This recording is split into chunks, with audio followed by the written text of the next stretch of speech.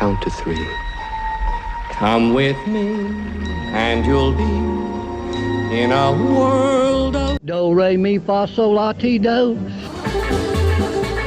You have found Daniel Donato's Lost Highway.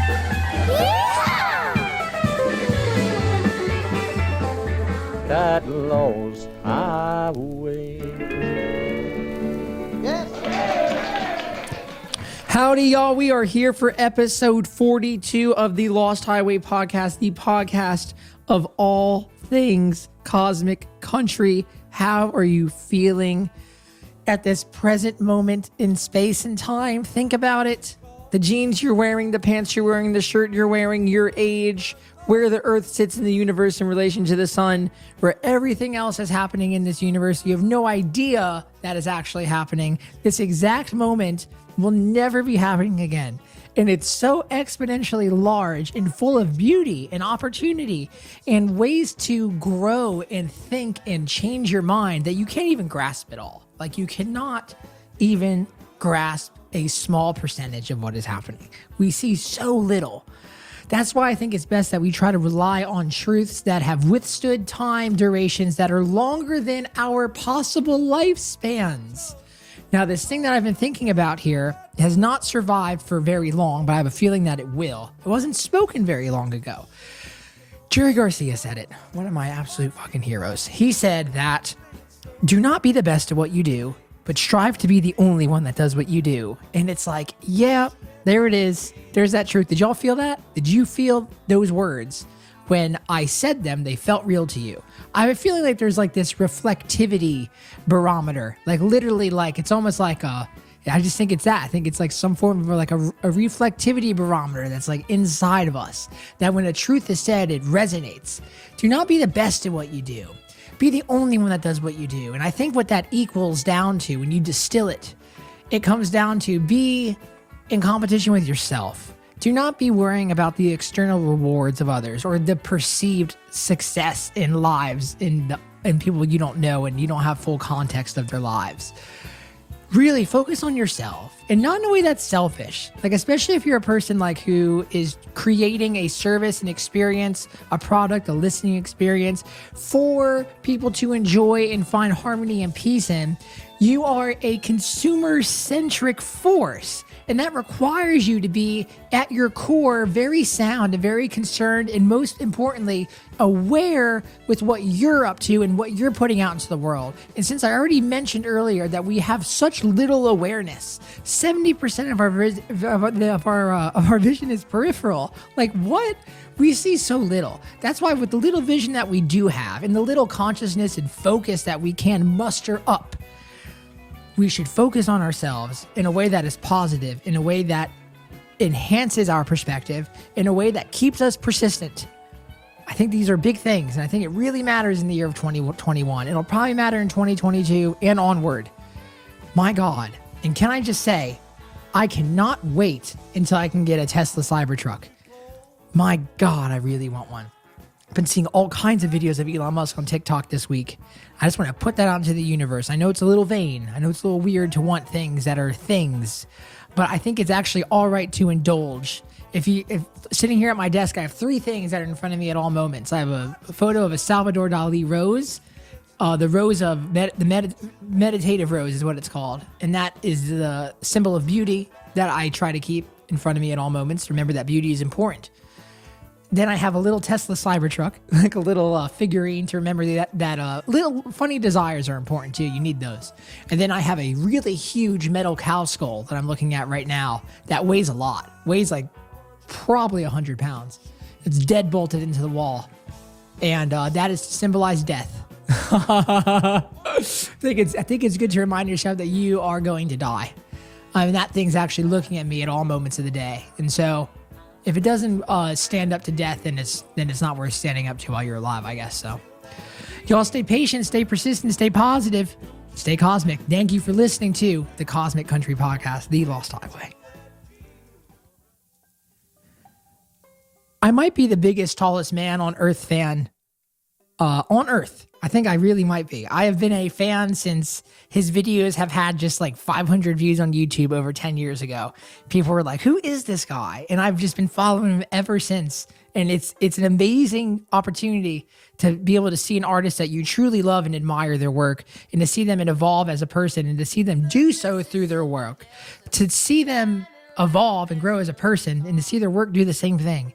That is a wild experience. It was an immense opportunity for him to take the time to be kind enough and present enough to share such a fantastic conversation with me. I was here in Nashville. He was there in Sweden. It was around 4 p.m. his time. It was around 9 a.m. my time. It was a beautiful time, regardless of time zones. I hope y'all enjoyed this conversation with the tallest man on earth.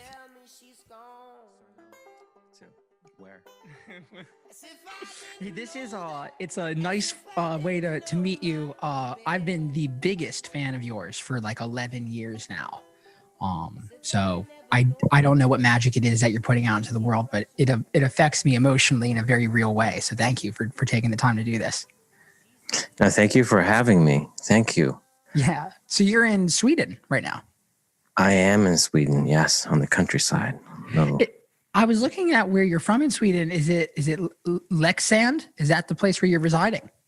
That's where I was born. Yes. That's 30 minutes away that way. I'm in the next county over. Yeah.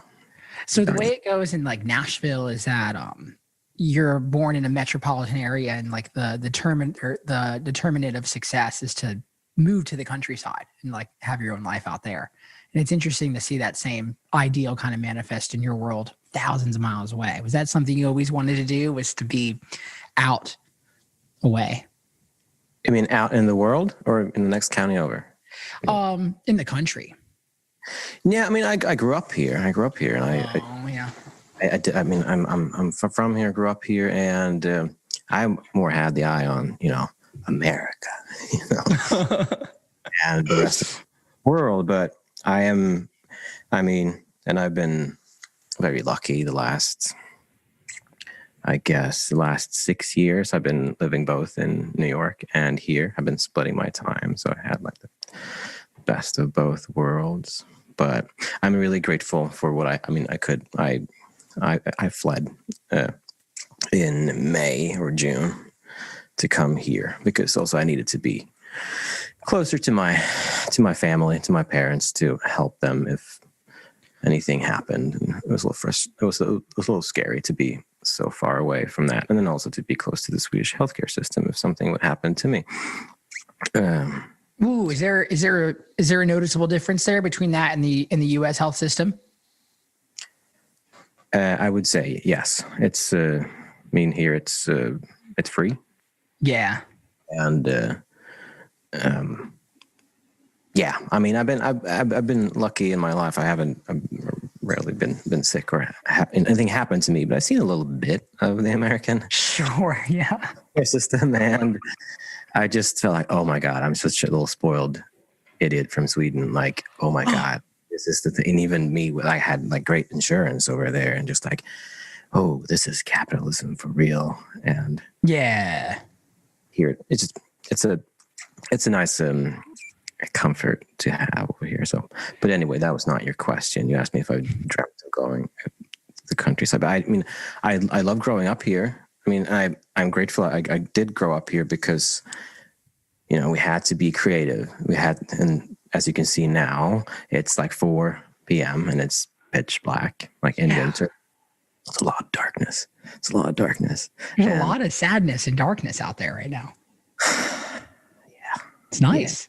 Yeah, but then comes summer and the sun doesn't set, and you just in April when the first, the sun comes and everyone just like rips off their clothing and it gets cold, of course, straight away because it's too early. But then, summer, June, it's just like super. So we have the ups and downs, but we had to be creative, and I feel like here in Sweden, there's a lot of good music and like a lot of bands and artists that have just grown up in like nowhere and had to like we had to do. I was in a lot of rock bands, and we had to figure out like rehearsal spaces and like rehearsing in an old factory. And oh wow, finding like weird, like really weird gigs and just like really going for it and stuff like that. There was not a lot of stuff for free unless you were into sports, and I was into that in younger years. I did all the. I come from a sports town, so I played them all. But then A lot of NHL players come from where you're from, it looks like. yes, they do. And I'm from a hockey town, so Lexington's a hockey town. It's like 15,000 people living there, but we have an arena that holds 8,000. Oh my gosh. Have you ever played it? I have, yes. And not music. No. Not music. No, I played in the field outside once, like my big home thing. But no, I'm not that big. That's really okay though. I came and saw you at the Ryman last year, and it wasn't a sold out show, and that was the only show I've seen there that wasn't sold out. That didn't occur to me that it wasn't sold out, just because of how engaged and how you're just able to really manipulate the energy of a room, like in a way that is very remarkable, my friend. So even thank you, Daniel. I don't remember that show maybe not being my best or something, or maybe it was the same day I was releasing my album. Yeah. Did the big rundown on stage, which was like a big thing. That, and there's like a lot of, it was just so many things going on that day. And then also it's about like Nashville or the Ryman. To me, I played it twice now. It's pretty hard to play. Or now, I mean, there's so many things going on in Nashville. There's so many things going on in Nashville that day. So it's just, it's kind of. But I hope I did good. Oh man, truly. I mean, that's like my dream venue to play. And I was just thinking, it's just like to go and yield that room on your all on your own. With the different soundscapes that you were creating, it was just very imaginative and executed very well. Are you improvising a lot because there's this energy as if it's like a sport, the sportsman out there. I got my start in life by wrestling. That was like the first activity. My dad was like, "You're an energetic kid. You have a lot of anger at 4 or 5 years old. You should go and just tackle some other kids your age."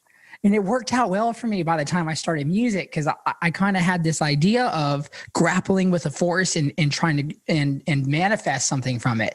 Music's not so much of a win or lose victory game, but you are, when live, grappling with something in some way. And with you, I felt like I was directly like on that ride with you. So are you improvising? Is a lot of that not in your control? And that's a good No, thing. I am improvising. Maybe not so much. I play a little differently every night. But the improvisation, I was in, like, before I was doing this and playing solo, I was in rock bands, and we wanted to be Iggy and the Stooges. I wanted to be Iggy Pop, and I was climbing around. It was wild. There was drinking and being out in the crowd and madness, and then. When I started doing this, I kind of wanted some of that energy, some of that madness of a show. But I don't want people to, to look at me or just like listen to me standing on a. I don't want that distance. It's the thing where you're just like I can improvise with dynamics and to get everyone, because we're doing this together. This like. Doing the show together, and sometimes you just have to run over there and scare someone out of their seats, and someone you have to sweet talk someone over there, and it's just like this ride, and it's different every night. And God, I can't. I don't think I put my heels down during a show. I just tiptoe around like that, and then I sit down. For the songs where I have to play like really soft, then I have to sit down. But even it's hard for me to sit. I kind of wiggle around on that chair because it's supposed to be something, music is an amazing thing, and that we come together for it. And I love that. Yeah. That's truly the thing that I think, when coronavirus had first became a socially mandated vacation from normality, like in the second week of March. There was about 2-week period there where I was experiencing this kind of existential worry of like, my God, I'm part of this problem. And, all this whole time, my God, like this is not healthy for society. And you look at old photos of your shows and it's like, you know, hundreds of people in a room. For you, it's thousands. And it's like, oh God, that scares me right now. But then as times carried on towards like Q3, Q4 of last year, I learned it's like, no way is this ever going to go away, because humans have been going to see music throughout all of the ostentatious, terrible events that we've all been forced to suffer as a human race. Music's always survived. Yeah. It's wild to see that. And like dancing together, and you know, it's yeah. It's. I mean, I hear you. I've existed on many planes in March, and thought about it, and yeah, it's been a ride for sure. It really has, man. There's something though that I forget who said it. It might have been like Carl Sagan or something, but he said like people remember you for the way they make you feel.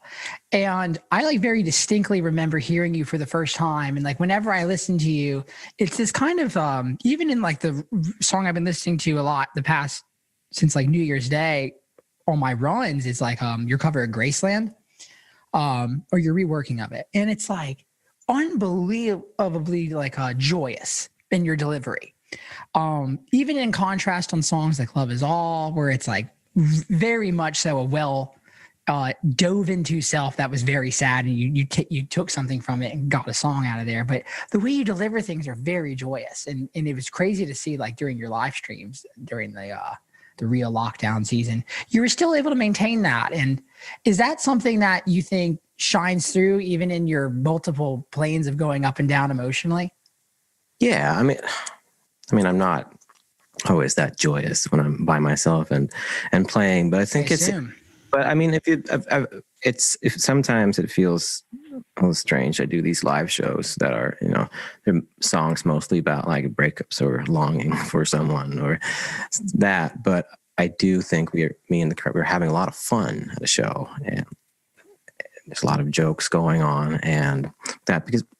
And I do want to get that into my songs, because I can just relate to myself and to other people that I believe that they've gone through sadness or hard times. If you're in sadness or hard times, you don't want to be in it. You know, that's where great like sense that humor is found. Like when, like if it feels really shitty inside, you just don't want to be there. So you just try to find, you know, maybe desperate, but jokes and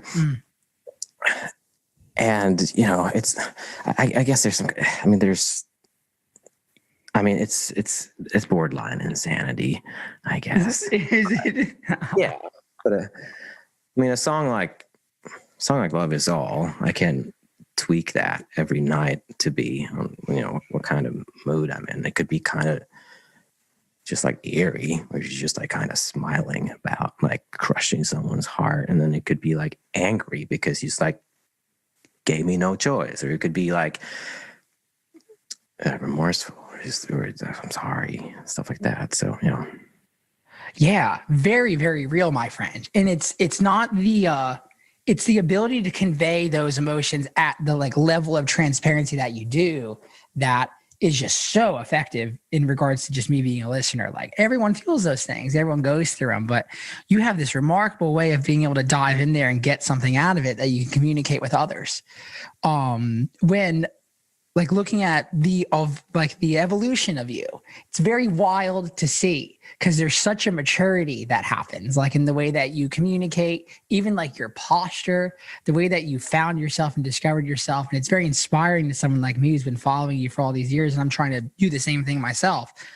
But it's kind of like the same character in some ways. And I get that's like an extension of yourself. And is that something that you're thinking of? Like, is this kind of like, obviously there's truth and there's so much introspective work that's going on there, but is there kind of like a characterness that's going on in your mental state when writing and singing?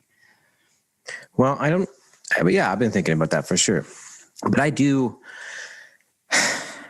And I've been, thinking in terms of it, maybe I get into this character and maybe I am I don't know if this sounds pretentious, but I'm just trying to, this is what I'm kind of ending up at. Maybe I am going out of character when I'm on stage and when I'm getting to do music, because like that's the place where I finally fit in, you know, where I finally can be, you know, and express myself. And, you know, my lyrics are not, it's not storytelling that's linear, that's like easy to follow, but that's kind of how my brain is. And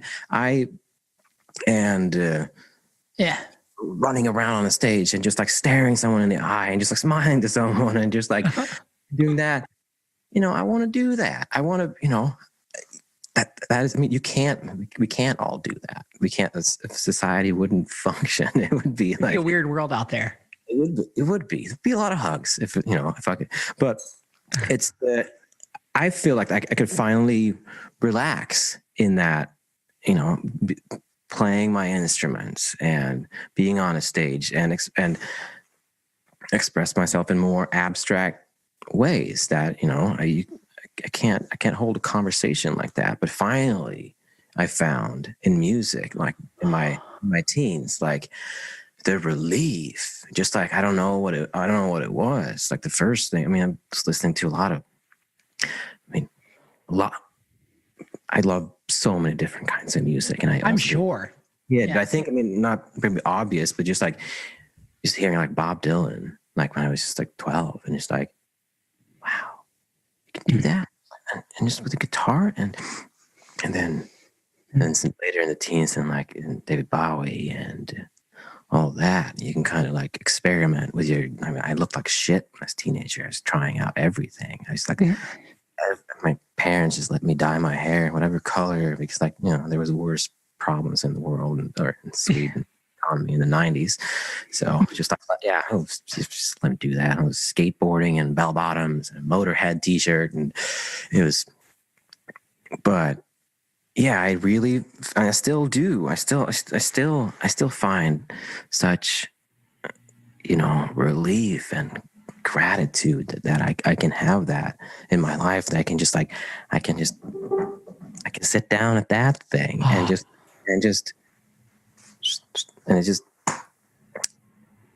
I can, you know, the brain, I do meditate a lot, but oh, do you? Yeah, I do, but you know, to deal with everything, and to, you know, to figure out how to, you know, to be. Do you do transcendental meditation? Is that the one that gets you going? Not really. I mean, I have, and I can, especially you know, in Brooklyn, right? There's that's good transcendental meditation institutes in Williamsburg as well. Yeah, and I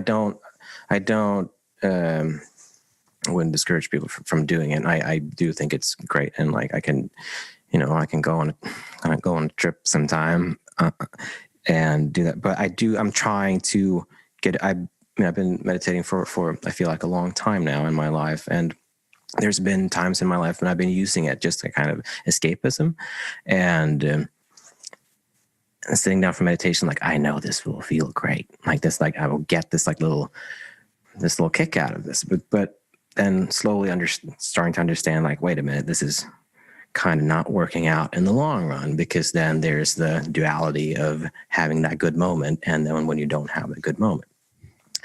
So more into a meditation now of just being and accepting, and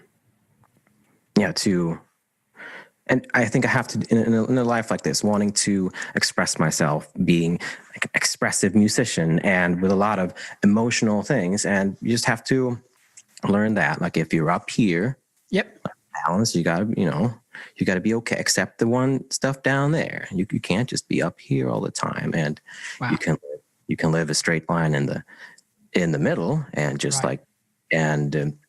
Not go to the highs, not go to the lows, but I mean, to be a musician, that wouldn't be that interesting. So I am, I guess I'm using the meditation for just like surfing here in the middle, and just grounding myself and to function in normal life. And when there's, I could do it for specific anxieties or things that happened to me in my life. And I mean, I've spent so much time alone this year. It's crazy. But Yeah. walk around with something, I can sit down and meditate on that, just observing what's going on. And then a lot of times you accept that, and it just kind of, it's not bad or good. It's just there.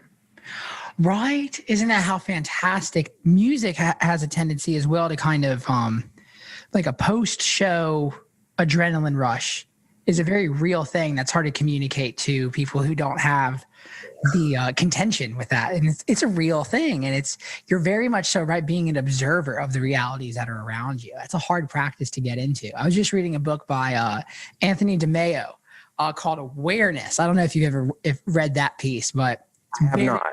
He has this he has like this trio of consciousness where there's the thing, the thought, and the thinker. And where it's ultimately there's all the shit that'll happen in our lives, and those are the things, and the thoughts are the things that happen in our mind that we tend to really stop there. And we don't really ever acknowledge the thinker, which is kind of like this non-physical consciousness, a self that's really also just has as much equity in our emotions and our actions as we our physical bodies do. And we don't ever really go to that voice, and we don't ever really try to console it and try to take from it and observe life's realities from that angle. It sounds like you doing that really helps you a lot stay centered and just keep your shit straight.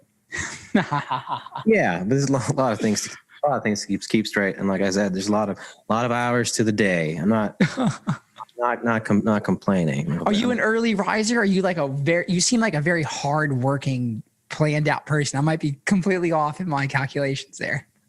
I'm a very ADD and lack of impulse control, just all over the place. But, God for just, growing, like the years pass and I learn what I need to. I've spent a lot of years like forgiving myself for, I was frustrated that I was a person that, I was supposed to vacuum this room because of guests coming over. But then I walk past the piano and I sit down and I play a little piano, and it's like, oh my God, I was supposed to do that. And then I walk up and something, but then I forgave myself afterward because I do get a lot of things done because I rarely lay down and nap. Something I'm trying to practice, to lay down and have a nap in the day. Yeah. It's hard, but it is. I'm not. I am. It feels like I'm getting to a place where I'm finding a way to organize my life, but just let it ride. I have, to just not. There's been Groundhog Day here for so long. Yeah. When I go to bed, it's like, didn't I just go to bed yesterday? But I try to, keep a regimen of just, I get up, I meditate, and I do a little yoga, and I have a big breakfast, and then I go outside to catch a little, daylight, and then I go in and I do some work, like office work, and then I do make dinner, and then I spend the rest of the night in the studio. What is office work for you? There's a lot of emails and right now a lot of hypothetical planning of like what might happen in 2020, whatever. And and just, this becomes a business, just like, pay your bills and do stuff like that. So I've been trying to, have a schedule of things, but also not freaking out if that goes away, because sometimes I'm not an early riser. I'm not. I want to be. I'm an early riser I'd love to just wake up early, and especially in summer. In summer, it's amazing here, and just the birds are singing, but now it's just dark, so it doesn't really matter. But I'm more. I think I'm more of a night owl. I love the night. It's even now not having. I don't know. I don't have. There's not much pressure on me during the day, but there's something about just the night when just like the world. It feels like the world is sleeping. There are no rules. I can do whatever I want, and it's like when there's no there's no pressure to do anything. And then a lot of times, a lot of good, at least in music, ideas come from me. Yeah. Yeah, it's wild to see. It's a real thing if you try to actually like observe it too from that meditative place. Like the night is very much so noticeably on like a vibrational level less loud of a time. Or Yeah. less humans doing their things. And it's true, it's hard. Like here in Nashville, like a lot of the writing acumen is like, let's meet at 10 a.m. at this office that's like lit by LED lights that has like nothing hanging on the walls, and we're gonna write till 2 and that's it. And it's like, I don't know if really like the muse respects those rules, but you seem to have a really maybe there's some friction that comes with it, but you can't seem to really like ignore that muse in your life. It's like that is something you're just a servant to, it seems, in a beautiful way. Yeah. And like right now I'm into like this, I'm playing a lot of guitar right now, a lot of acoustic steel string guitar. That's why I'm not really great at any instrument. I'm like, okay, I'm good at a lot of it. I don't know about that, man. I don't, yeah, but I don't really need it. I mean, I think of myself as like a songwriter or a song singer, I just want to perform a song. So I don't need to be able to shred on. I mean, you can both write a song and shred on guitar, but right now I'm really into playing acoustic steel string guitar. Everything goes in waves. So I can only do that. And then I just only play piano, or I only play pedal steel, or I only play that. But like this morning I had breakfast and then I played guitar at the kitchen table, and I must have been there for 4 hours. And It's the best feeling. I skipped outside today, even though it's like 20 degrees outside, but I do love that. But it's just like today I just had to follow that. And To follow it. That's the thing that where my brain goes is I have such a hard time letting myself follow things. And you seem to have a really intuitive way where you seem to just follow things with great ease, and you'll just let inspiration take you to where it goes. And you take these little snippets of gold. It's like you're sifting, and really just like timeless creations, whether they manifest in live performances, videos, songs, whatever it is. It's like, yeah. Well, to be honest, though, now I'm following the things I think that are fun and easy, because I am not. Wow. Right now, I have a hard time committing to like finishing songs or writing lyrics. Have been, it's kind of been scaring me for this year, because I've been doing it. It's just been, it's been dark, and I don't want to write that. I want to write things that light a spark in someone, even if it's from dark material. But it's been kind of depressing. So I've stared away from just like, I have a lot of almost finished songs, but I've been staring away from like, no, guys, I'm just gonna, today is Clawhammer Banjo Day. So I'm just like, I know I need to practice this for 12 hours until I get this. So like, I'm doing my job. I tell myself, whereas I know I don't need that lick right now. But me too. It's a lot of me telling myself that I'm doing the right thing today, and that like satiates some form of this voice that's anxious in my head, that's constantly criticizing actions that I take. But then, I mean, what's right and what's wrong? Because maybe we don't understand it ourselves. Maybe we just we need that lick. We just don't understand. Because like my last album, I planned to do it as like a very fast thing and record it only in my apartment in Brooklyn and just be by. So I wrote that and wrote most of it and recorded it in 1 month. What? So I know that like it will come. I mean, I'm not scared of like writer's block and not being inspired to play music anymore. I mean, I'm not afraid anymore, because I know it will always come back. Wow. It will come back. I mean, it used to scare me so much. Like I don't feel anything. I really sit down by the piano. It's like, this is, but I know it will come back. My God, that album, and everything you did around that album with the videos for each release, very remarkable, like acumen to like taking that amount of learning on how to get shots perfectly right and get lights perfectly right. There's no mics visible in any of your videos. Like there's such a stylistic. I was so dumb to like not have mics, and that was just so hard to pull off. To make. Sure, yeah. Ah. You did a fantastic job, man. And then I learned that you produced and recorded that whole record yourself. Like it's really difficult. So did you already have those skills down, or were you learning those things as you were flying by the seat of your pants? Well, just a small correction. I didn't play the horns on the record. That's my friend CJ Carmeri. That was the only video. Yeah. He didn't even come. There's a girl, right, in that song? Yeah, and some other songs. I think he's on there, playing trumpets and French horn. But I think he was still out. He plays with Paul Simon. Oh. So I think he was not even there. He was not even in New York. He lives in New York. He was not even there. So I emailed him tracks, and he emailed me back to my little dungeon. Oh. Shout out to CJ because he did a beautiful job. He's the best player in the world, and he's been here once here at my place in Sweden. We flew over here to record. I did a track hold somewhere in the mountains, somewhere in New York. Mm-hmm. And yeah, was that 2 years ago? Anyway, sorry. I miss my friend. Yeah. It's real. 2 years also flies by very fast. And it's like, so when there's a thing that I'm facing right now, and I'd like to hear your thoughts on this.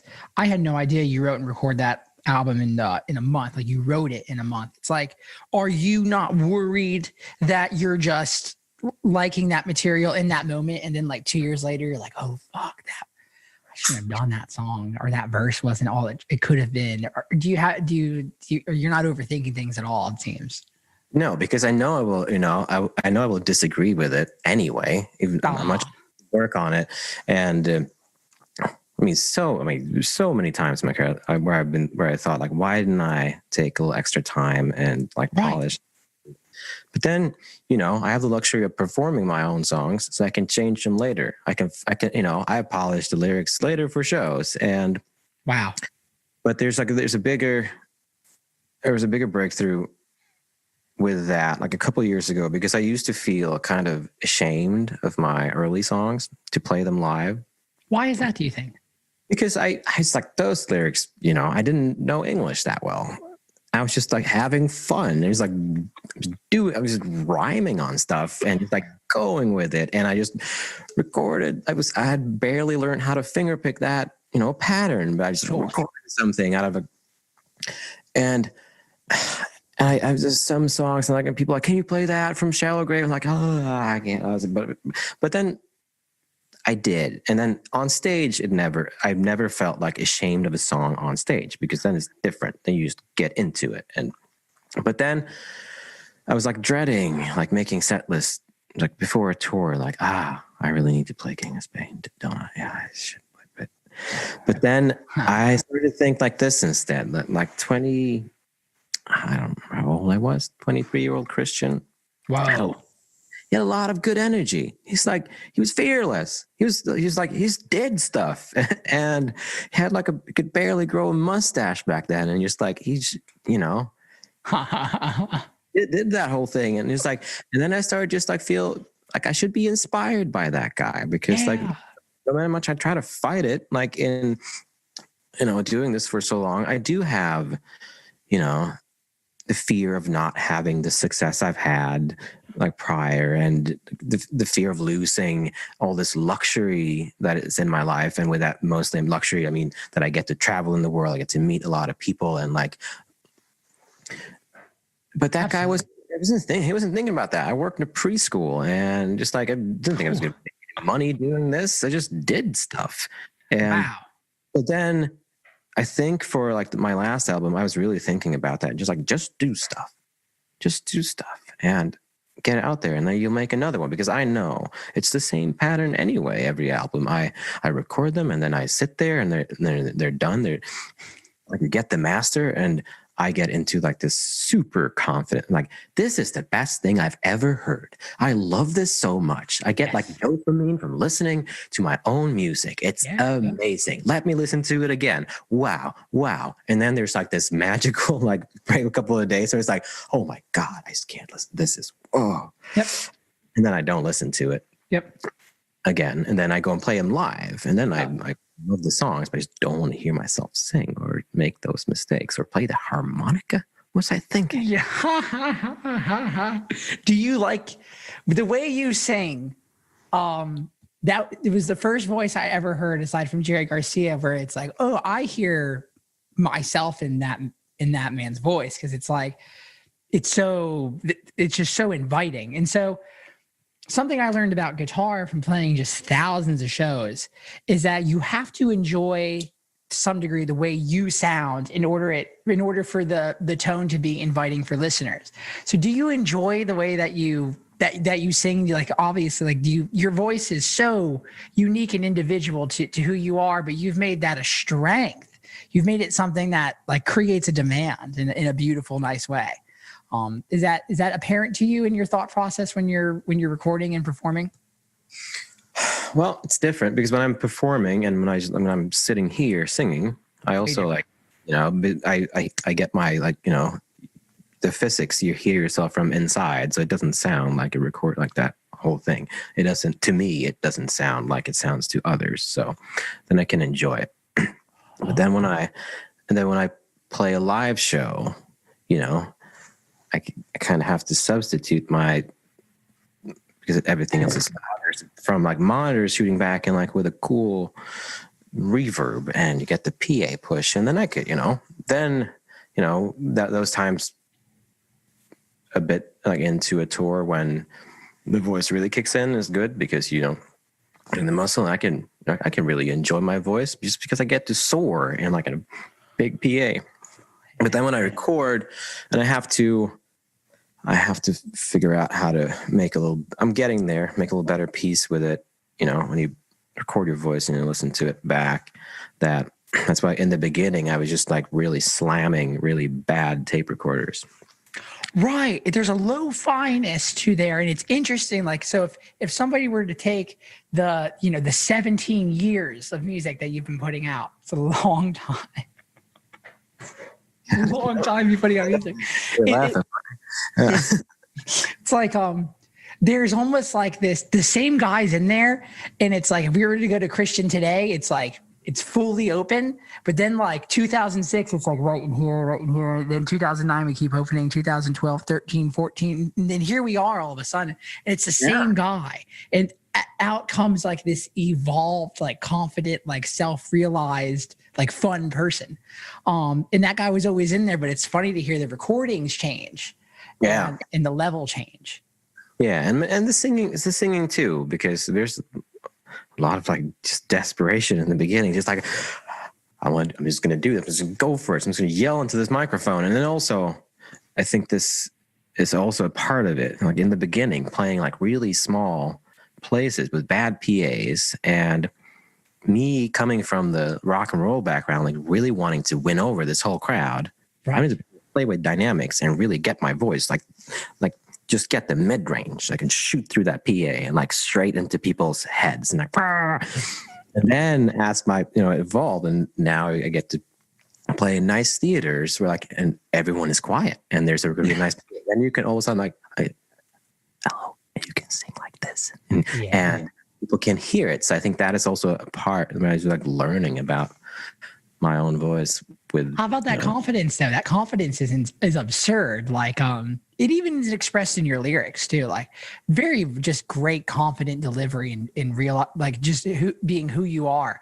And so it's like that also seems to be part of the people who are from Sweden. Like that seems to be part of the culture. Do you think that affects your approach to playing music? Because in America, there's a large tendency to either be so yourself, or you try to be so much like everybody else, which is like so much of what Nashville is, where it's like, don't be you, like just like be like kind of what this like art, like stereotype, archetype country person should be, but you're just so you. Do you think that comes from just who you are? Is that also part of your culture? That's all you see. That's what I share, because I think see. maybe that is Swedish. I never really thought about just that aspect of being Swedish, but it's pretty true. Like we either, no, mostly we just hate ourselves, but but then there's like, I feel with myself, I'm either like really confident or no confidence at all. It's like there's nothing really like in terms of with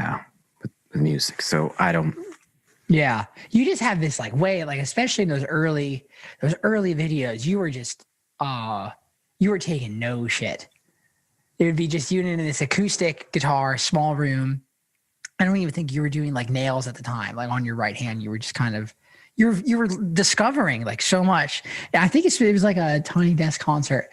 You're just like screaming in this room, but it's like you're screaming in a beautiful, harmonious way. I've never seen anyone do that. And it's just like, where does that even come from? Is that something you discovered in yourself, like from music, or maybe it was always there? I think it was with music that I found it, that I could just like, here's the outlet, just go for it. Oh, wow. But then, then I overshoot. Like I do remember that first Tiny Desk when it was still in the old offices, and I hadn't done many things like that, and the ceilings were really low in there, and it was like in the middle of the summer, so it was like 100 something degrees outside and kind of inside. So I was sweating so much. I was a little nervous. And then like the staff is there, and it's just completely dead. Like the new offices are a little better, Tiny Desk, but it was completely dead acoustically. And me, like, you try to play an acoustic and sing without a microphone in that kind of space. But I'm just going to go for it. But I saw that video a couple of years ago, and like I'm playing I Won't Be Found in double speed. Yeah. It's like, yeah. now I can just like I said, I used to be ashamed of that, but now it's just like, well, at least he went for it. Wow. You do seem more confident and relaxed in your delivery of who you are now. Yeah. Is that just maturity? Is that just experience? I think it's both. I think it's both. And also like maybe that's where the overshooting comes in, because like having like, can I really do this? Like, can I play by myself and, get people to just like stay attentive and be in this? So I'm like, I don't think so. But no, I'm going to try for it. I'm going to go for it. And then just like going for it a little too much in the beginning and learning that, don't have to like do that all the time. And sometimes it's very, and I've learned that during shows for sure, that, you're every crowd is different. Like every country is different, that how you control them and control them. Yeah. How I control them to be the experience that I want us to have together. It is that though, in some way. Like there really is, like I can just see it so fast now, because I've just been watching people for I guess now 12 years, like several times a week. And you can just really see when somebody understands that there's a greater consciousness of a crowd that is to be wrangled. Then and you latch onto that, man, like a remora onto a shark, like those little fish that like are on the undersides of shark that like eat all the it's like really the nice, classy, timeless way. So you control them, man. It's very real. I am I am those little fish.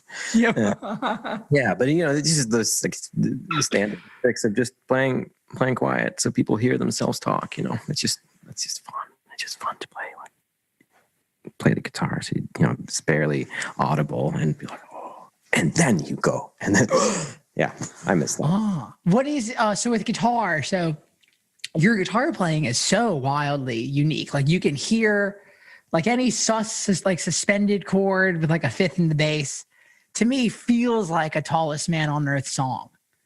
Like your songs are so distinct and arranged. It's right. That's kind of the thing, especially like on the earlier records. Like there's the energy in the chords are parallel to the energy of the man playing them. And that's really like so hard to do. But you locked right in. What's your philosophy on guitar? Do you just kind of just go for it and just come up with ideas that sound good? Yeah. I mean, that's when the good stuff comes. But I mean, I use so many different tunings. Yeah. And now I play a lot of clawhammer banjo, and I have a lot of different tunings in them as well. So, and your guitar tech's awesome. I forget her name. oh my God, Anna. She's so fun. She was so good at the rhyme, and she was right on the money. She's a star. I mean, she's amazing, and I have to. I mean, Anna Morissette. Like the many times I've asked her, like, Anna, did you eat dinner?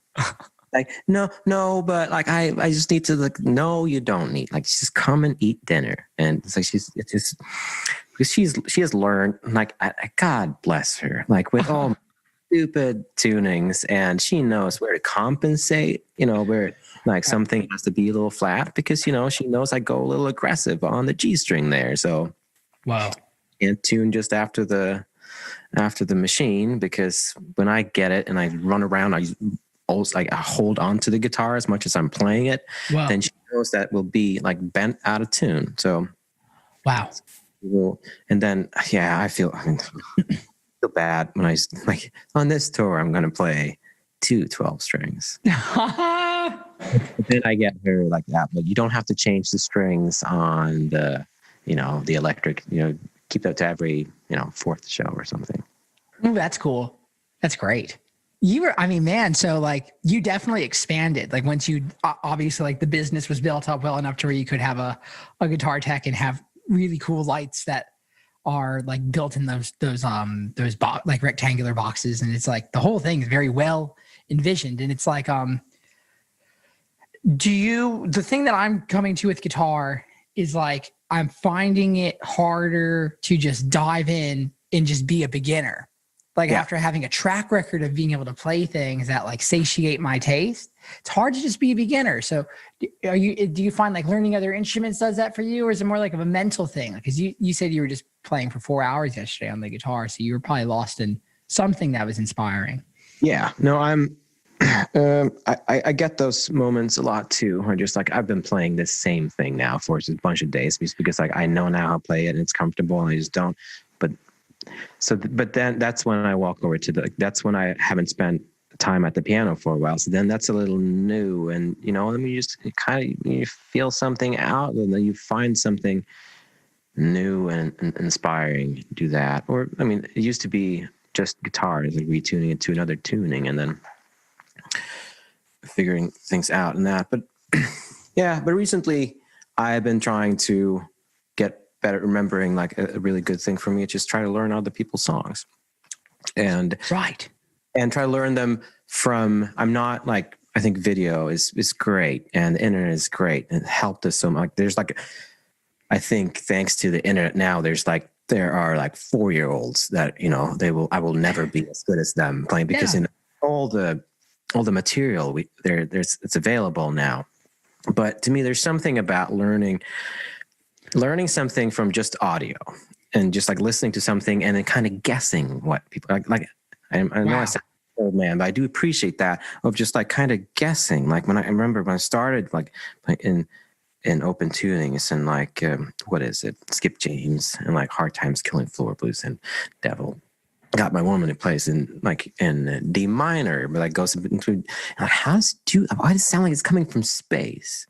Like, it sounds like it's coming from Earth, and just like and there was not, I mean, the internet was around, and I am a child of the internet. I mean, I never been played on the radio, and so, I mean, I was born at MySpace, but there's something about just like listening to, and like now just listening to, and just trying to play it, and you almost get this. I almost get there, but then I'm maybe too lazy to just like learn it exactly, and so just go like stealing some of that, like that feeling from that, and just like, that's not how. But they never go to the 4. But if I go to the 4 and do kind of this thing, and then you're in this whole new world that's someone else unlocked, just because I was stuck in a pattern where I just like, how many of my songs that are 2 5 1 4. Like there's the Dreamer, like the Wheel, Sagres. I love that chord progression, but I have to learn how to put a 7 in there some once in a while. You have to put the 7 in there.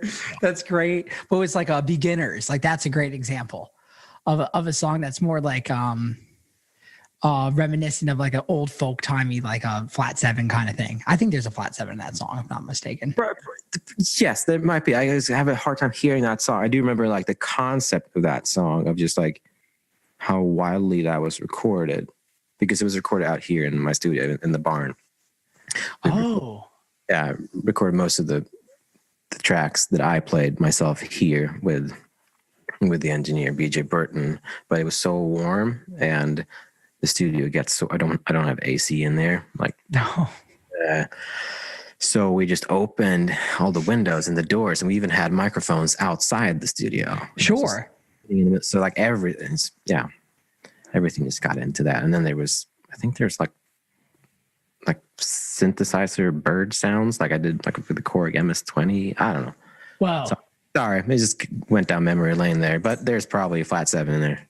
You're fearless, sir. You don't really care. As long as it sounds good, like you roll your sleeves up. Does not matter what instrument it is. You just make it work in a beautiful way. Yeah, but then I get envious, of course, of people who have, took the time and just spent like, it's not a sadness, but I really love the instrument pedal steel, but it's something you have to practice all the time. It's the hardest instrument. Yeah, and I sit down, I practice for like I have a week, and I think I'm pretty good at this. I'm enjoying myself a lot, and I'm trying to play like pedal steel and sing at the same time, and I get into it, and then I forget about it, and then I just like sit down, and it's just like back to square. I'm like, if I just like, but then I know, like now I have the luxury of I have so many friends that are so good at their instruments, and I have to remember, like, that is what I actually enjoy, is to be around other people and work with. So invite your friends to play that instead, and like, right. But then there's some kind of I have my clarinet right here in the mix. There's a clarinet in the mix now. What? No, that's been around for a long time. This was the first instrument I played, and it's pretty easy to come back to. But like I feel a great joy of just like conquering something and making music out of something. Like I played a lot of music. How to say that in English? Like when I was a lot of my play, it's the same word, play. It's just like I just had fun with music. I just had fun with just banging on stuff, and just like we had a piano at home, but I didn't really learn how to play the piano until 2 years ago. That's like left hand, still just a bastard. Just didn't want to do like, come on. That's the toughest one. Is the left? Yeah, that's the hardest one to wrangle, especially if you're not a left-handed person. Yeah, I mean, that's the opposite. But it's the same with me and guitar. Like this guy, I like what's doing, but my not very like that. It's just the left hand on your guitar. You got that guy down, and the right hand just like drives the vehicle. Like it can go from the heavens and below. It goes just so hard, man. Just like thrashing on it. But still with grace. I don't get it. It's astounding. It seems like it's a very important thing for you to be having fun. Like you don't actually like substitute another thing in order to just like you don't sacrifice fun. It seems like that's a big deal for you. Am I correct in that assumption? Yeah. Yes. Or yeah, fun. Just to be like joyous. And it's like there's a sense of joy at the seat of all the tones that you're putting out. Yeah, it's just like to go to break out of this, like the little Christian, like the little it's like wow, head first and just go in. Yeah, I love that. I love that feeling of just not. I mean, there's a lot of. I mean, I play the wrong notes a lot of times, but then I remember that. It's just with piano. Oh man, I'm not.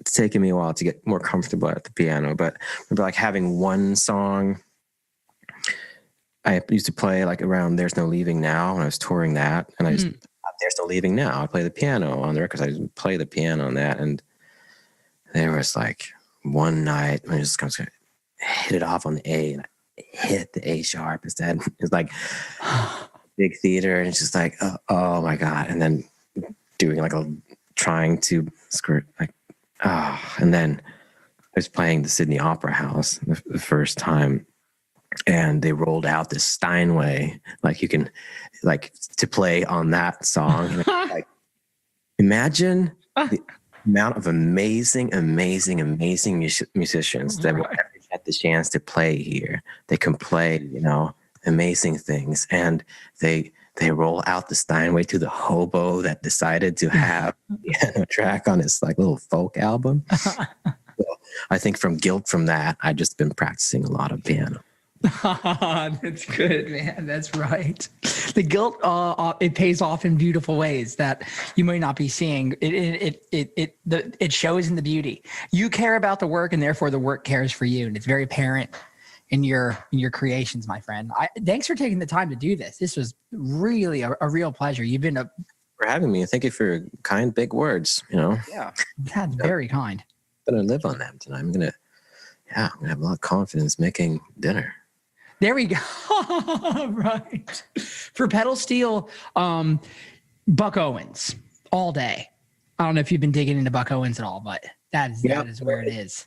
It was like one of the few like country records that we had when I was a kid. Oh wow, weird. Yeah, that's cool. Yeah, I don't know where that came from, because like there's a lot of, my parents had a lot of like political, like hippie music from Sweden in the 70s, and then there were hippies in Sweden. I had no idea.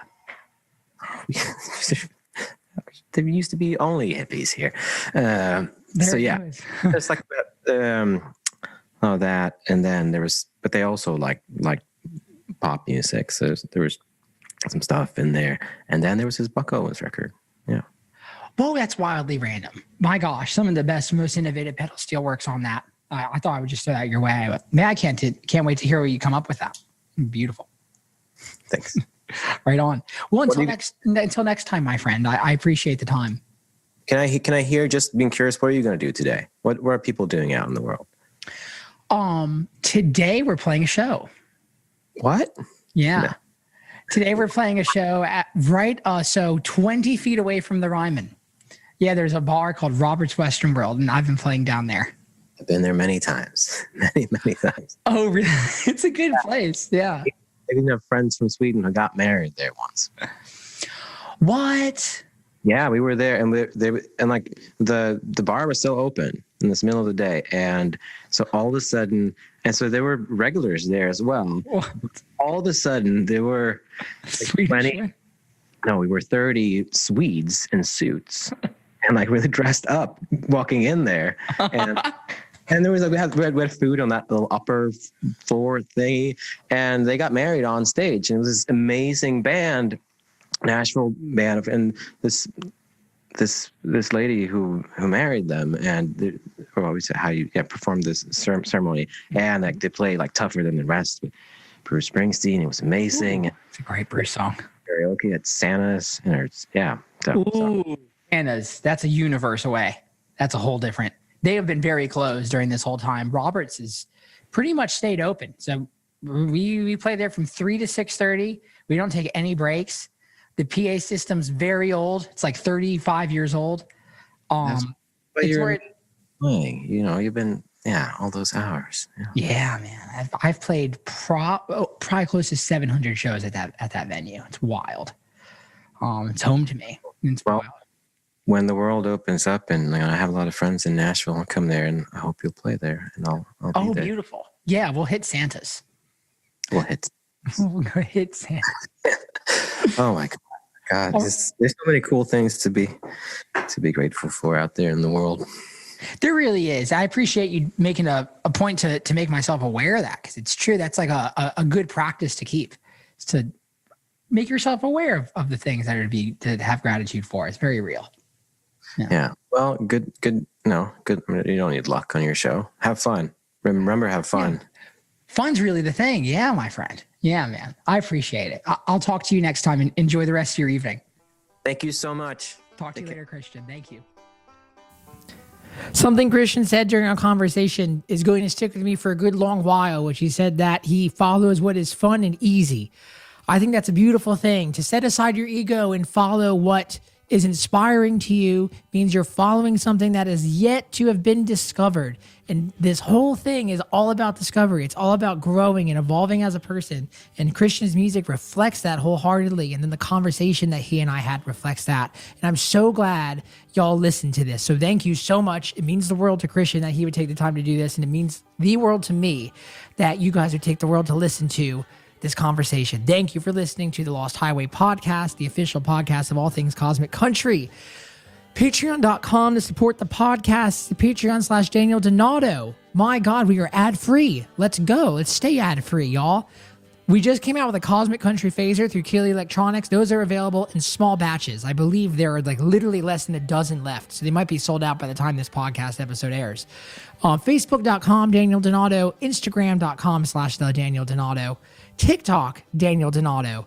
And oh my God, Daniel Donato on Spotify. You got to check that one out too. And you ready for this one? DanielDonato.com. Go join the Cosmic Country Club. It is free. Once a month, we are dropping merchandise. Once a month, we are dropping free music content, video content, all the things. Thank you guys so much. Stay persistent, stay patient, stay positive, and stay cosmic.